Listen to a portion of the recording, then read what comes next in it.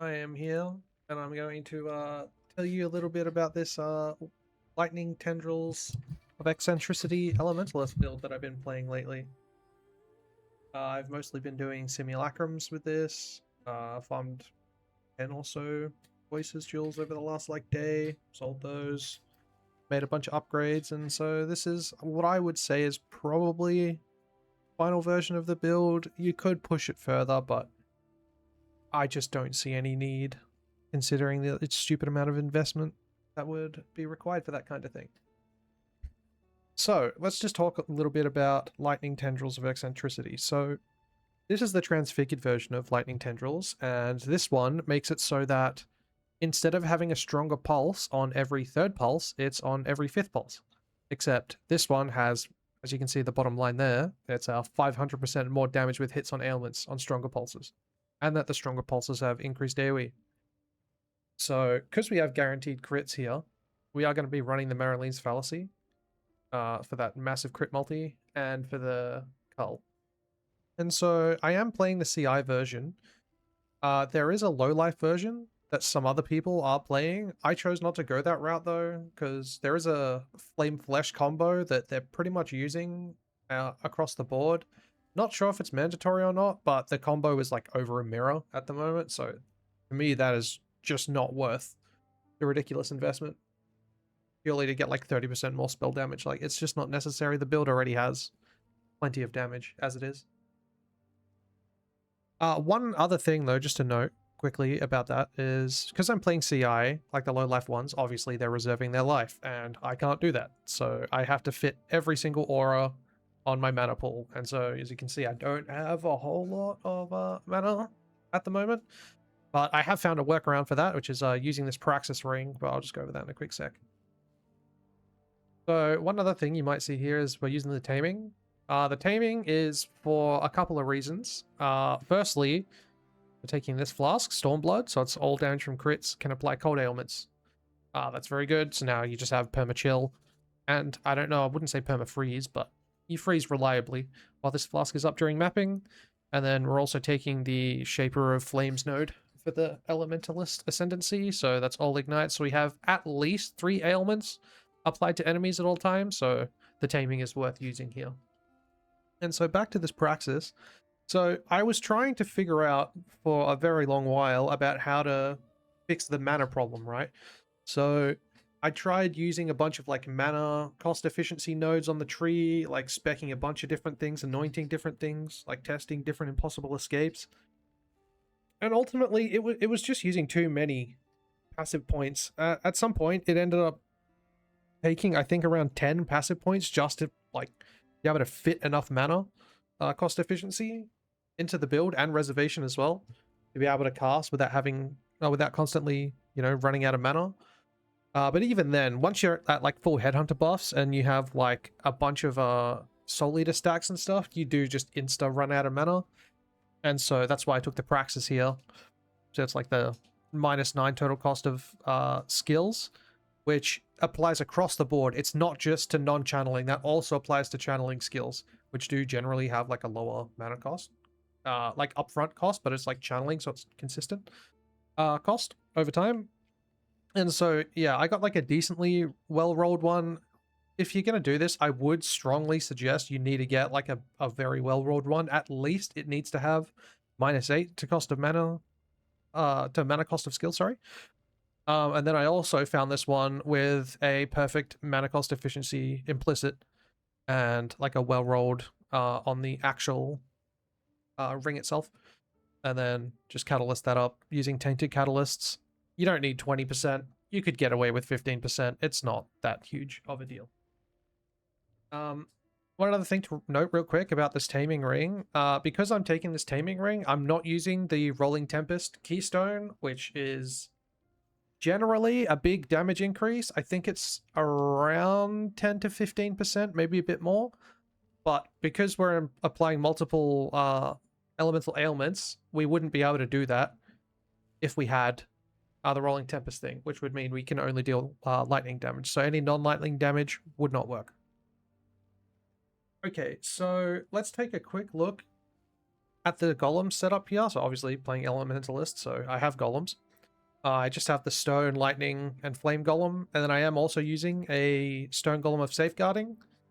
Now, I'm not 100% on the interaction, but it does say here it is taking 30% of melee damage from hits from their life before mine, but I don't know exactly how that works because I only have one safeguarding and then one regular stone golem, so I don't know how that interacts, but I mean the game says it works, so it probably works.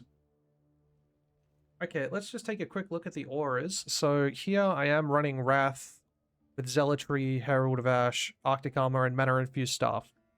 I'm not running Discipline just because I couldn't fit it in. I didn't have enough mana reservation to do it, and 7.4k ES, it's fine. Like, you don't need more than that. Like, you can if you want. You can drop Arctic Armor, but the less physical damage taken is a lot more valuable to me, at least.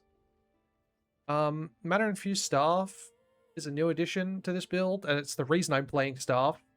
It grants 26% more chance to block attack and spell damage, and less mana cost of skills. So this is both extremely important, because block is basically our only defensive layer, but I'll go over that a little bit later. Oh, just a note real quick, we're also taking the exposure on the gloves, you know, the classic with Elementalist exposure, and so you get a bunch of minus res on the enemies, that kind of thing, and then unnerve for them taking more spell damage, kind of thing, just standard stuff. The boots here, I mean, the boots are kind of whatever. They're nothing crazy. I crafted these for, like, maybe a divine and then just kind of left it since it's whatever. Don't need anything too much better, but we're just doing the standard, like, Storm Shroud, Shock Avoidance, Ailment Cap shenanigans. Nothing too crazy there. I do have two separate Frost Blink setups. One's just Wintry Blast, the other one's just regular Frost Blink. You don't need it. I'm just doing it because sometimes I don't want to cast something. I just want it to insta-TP me, so up to you. You could probably fit something else here. I don't know what. Maybe like a level 1 clarity if you want to put clarity mods on your Watcher's Eye for whatever reason, even though they're like not that useful here. Yeah, up to you. So let's take a look at the passive tree now. So you can see here that I have two clusters. So this first cluster, I'm running Doriani's Lesson, Storm Drinker, and Prismatic Heart. I mean, these two don't really matter that much. Storm Drinker is the main one, just for Pen and ES Leech. I mean, Lesson is okay since we're taking Ghost Reaver, which I'll go over in a second, for a bit more Leech. I am running just this medium here with Stoic Focus for block chance and Unwavering Focus for stun avoidance. Stun avoidance is extremely important because we're standing still while we're channeling. It's not like other channeling skills like Winter Orb where you can walk around. So we need to have 100% stun avoidance, otherwise you're just going to keep getting knocked out of your spell, and whenever you're not casting, you're not dealing damage. And I've taken a Megalomaniac over here. You can see it's Electric Presence and Unwavering Focus again, so this is just so we can cap stun avoidance, so now we won't get stunned. Electric Presence, reservation efficiency is a major problem in this build. Now, just to note real quick, I have been trade searching for like a double reservation thing, but I mean, that just doesn't exist. They're probably not going to exist in the league. It's not a big deal. But if you can get it, it's probably better. You could work some other things around, maybe drop the Praxis. Up to you. And so the second cluster that I'm using over here, it is just a 12 passive large spell cluster. I mean, pretty standard. Increased effect, cast speed, energy shield. Nothing too crazy there. Then I'm using a couple of triple crit multi-jewels. This one has cast speed, which is pretty nice. This one's just ES recharge rate, kind of dead stat, whatever. Doesn't matter that much. Okay, so one of the other parts of this build that is extremely important is the Timeless Jewel. So you'll see here, we got this Elegant Hubris in the name of Caspiro. Most people would know Caspiro is important because you get to ignore attribute requirements. Attribute requirements are a giant pain, so this just gets rid of that. And it lets us put other things in our suffixes. So here we've got a Discerning Taste. Mana reservation again. Extremely important. This build is pretty starved for mana. So this was almost mandatory. Well, not almost. It is mandatory. And then here I just got a couple of increased spell damage nodes. So talking about Ghost Reaver and Zealot's Oath before, so you see Ghost Reaver is leech ES instead of life. Now I can leech ES. Can't recharge ES. It's whatever. It doesn't matter. The other one, Zealot's Oath. Life regen is applied to ES instead. Wait, hold on. I need to get rid of this. I just realized. Let me just drop that real quick. The passive point for me that I didn't even realize until I started recording this. Okay, so anyway, I mean, you can see it's pretty standard, like just more reservation efficiency, or is there a problem? I was originally taking this one before I put the Praxis in for the extra reservation efficiency, and I don't really need it now, it's fine. Also taking reservation efficiency down here as well, using this impossible escape so we can connect these, so we can, yeah, allocate these without being connected. These ones are mandatory, otherwise you just don't have enough mana for it.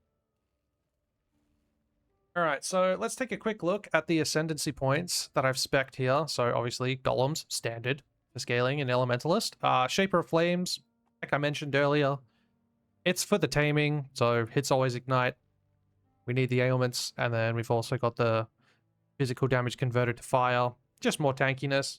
Physical damage is less of a threat here. Yeah, I mean, also, like I was saying about the gloves, the synergy, exposure, more minus res, and then heart of destruction for extra AoE, because AoE is one of the major points that I was trying to take into account when I was making this character. Historically, Lightning Tendrils didn't have the biggest AoE, like it was kind of okay, but here I'm really trying to put a focus on increased AoE wherever I can get it, which is why I've anointed Arcane Expanse. You see the tattoos. I was originally pathing down here and taking the crit multi in this AoE, but then I dropped those as well so I could take the second large cluster. We're also taking this Arcane Surge node, mostly for the mana mastery here for reservation efficiency, yet again. But also increased effective Arcane Surge, more cast speed, more damage, all's well. Also, important to note, you should be tattooing block attack damage on these nodes here, your strength nodes when you can, and then tattooing increased ES on your int nodes because attributes grant you no inherent bonuses anymore, so they're just dead stats. So you should replace these with whatever you can. I mean, there's other things you can get, like reduced curse effect and Herald buff effect if you're playing some other stuff, but I'm not taking that here. I mean, that's more or less it for the passive tree.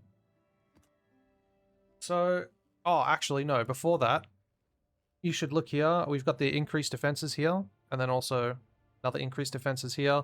This is just more generic energy shield, and then also Rune Graft of the Warp. Playing Headhunter, it's a pretty standard Rune Graft. Buffs last longer, debuffs are not as long. That's fine. So, as for defenses for this build, like I was saying at the beginning, we don't really have a lot of avenues to build defenses. Like, we're playing pure energy shield, right? Like, we have no armor, just about. We have no evasion. We have no suppression. So the best thing we can do here is capping our block. So you can see here, my block, it's not fully capped right now, but that's because you got block when you're channeling, and then also you've got your Rumi's concoction here, which grants you attack and spell lock. And that's how we're capping our block. And so if you don't have capped attack block, you will be substantially less tanky, so just be aware. Block cap is one of the first things that you should think about getting done. Otherwise, yeah, your XP go by. Another standard thing here is just ES, crit from helmet. This gives me like 1000 ES on its own, even more. So try and get yourself like a high energy shield helmet. I mean, this one's nothing crazy. I mean, I didn't even bother to get a perfect roll T1 fracture, and then you just essence spam for hybrid. Craft your suffixes using Eldritch currency, no problem at all. One thing that I was initially running, it is optional, is the energy shield when you block spell damage. It's kind of whatever, it doesn't do a whole lot. It's okay, I suppose, but we leech so much energy shield that it's not super relevant. Anyway, we've got about like 3000 energy shield leech per second, so it's really not like a huge problem, to be honest. So this is a mapping build. We have the Headhunter here. If you want to do bossing, or some content that doesn't really need a Headhunter, or if you just don't want to use a Headhunter, there is a packed belt that Instead of using a pact and getting an affliction, it'll grant you a boon. That's great for bossing. I don't personally use it because I don't boss, and also that belt is pretty expensive, so up to you if you want to buy that or not. Just talking about that pact, I am using Pact of Lycia here. I say using loosely, I'm not actually using it that much. You use it for bosses if they're super tanky or super tanky rares or whatever it is, but otherwise it's not super necessary, I don't think. Mostly because you can't really snapshot, unlike most people are using this skill for when they're trying to snapshot Winter Orb or other things like that. But yeah, I think that's pretty much everything I've covered. But yeah, if you have any more questions or anything like that, feel free to leave a comment. Like, I'll leave a path of building for this character linked in the description. They will also have full crafting notes for all the stuff and other thoughts or alternatives that you can take for your gear. But yeah, thank you. Take care, everyone. Bye.